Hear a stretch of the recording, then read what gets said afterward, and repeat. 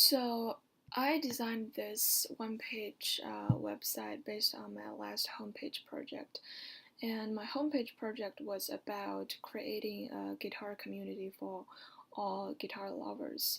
So basically, I think about the scope thing was my users really need a personal space, really need this feature to try to engage um, into the community and also make contributions to the community. Um, yeah, so let's go to the lesson directly.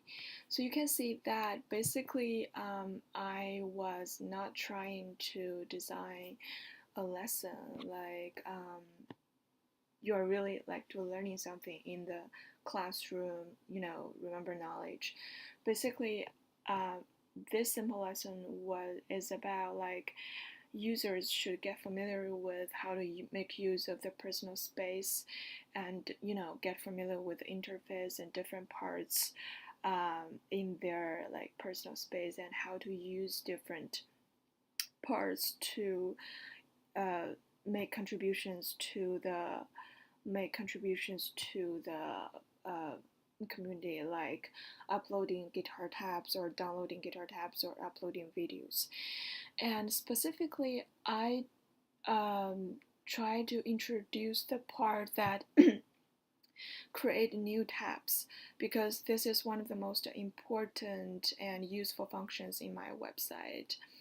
And yeah, so basically the first thing I want users to be familiar is the interface of this of their personal space. Like here, the picture is their avatars. Basically, I may be like add the function to add. It's like they can change their avatars when they like click on this picture, but it's not the most important part right now. And so by making this visitor an active link, basically they can click this and go to their profiles. And so you can see that I made a vertical um, I made a horizontal like nav bar. Basically, those are the main parts that I want to include in their personal space. And also, I embedded a vertical nav into this horizontal one, and that really took me some time to do this embedding things. And so yeah, the most detailed part is the create new tabs. Basically, so there are three ways that so in order to learn how to create and upload a new tab, my users and my students need to interact with the website, and there are three ways that this kind of interactive things would happen. The first is typing in text, like they need to type in the name of the tab, like perfect, yeah. And the musician is the name like Ed Sheeran. So these like placeholder text will help learners to know like what kind of things they need to type into the space, into the space, and then also they need to select. So the second interactive way is to select things by using this selective drop downs, and also this reduce. And then another thing that I created was the toggle slide, which I learned from W3 schools, which I thought was really cool. And and the other way that they can interact with the website was by uploading things. Basically, they can just enter the link of the tab if they found it somewhere in other websites and they want to reprint or repost to our website. So basically, they need to mark the resource, and they can also download uh, the file and then to their own computer and their own computers and upload these by themselves. So basically, I also set a sample tab that like if they don't know, like because I also want my users to upload um, very neat tabs so that other users could use them directly. So I also created this sample for my users to know how to add.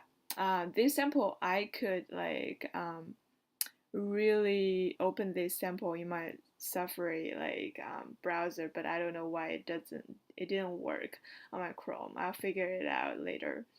And then yeah, the last part, declarations, are some rules that I want to tell my users, like you need to um, or just give them some clues that you should only upload files that supported in our websites, and just as I noted here, and also mark the resources of the tab, such kind of things, and then they could save it later and or just submit.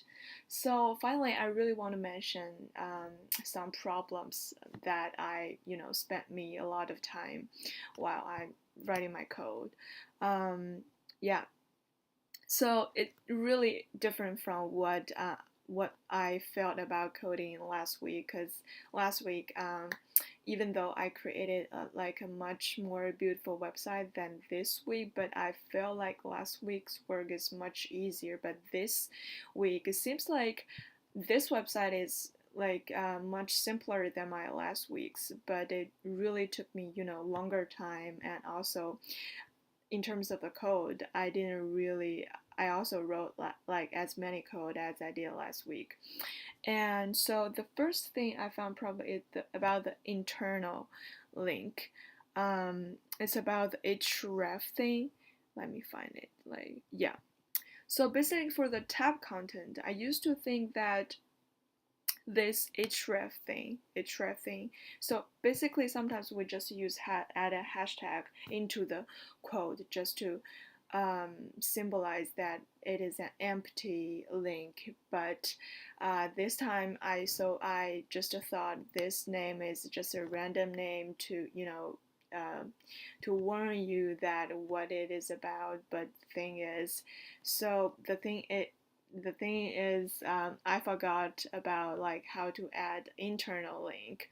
So so I didn't make it constant with the href thing, like hashtag plus the ID name, like below.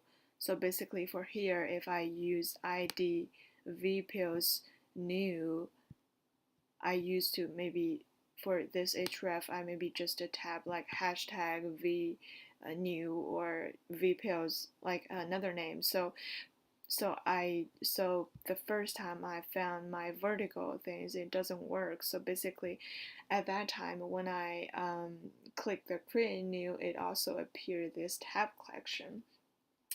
And another problem was the input of the redo.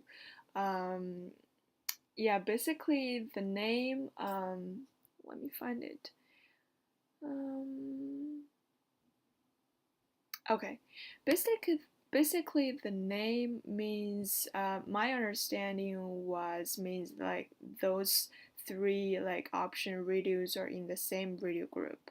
But at first, I put all those like names, like here the name is inline redo options, here is inline redo options 2, which means those are two redo groups. But at first I all like type them like as inline redo options. So basically the thing happened is like when I click the origin, I can choose one, but when I click one from difficulty, that origin one will disappear. So I just created so that works, but doesn't work. It used to not work.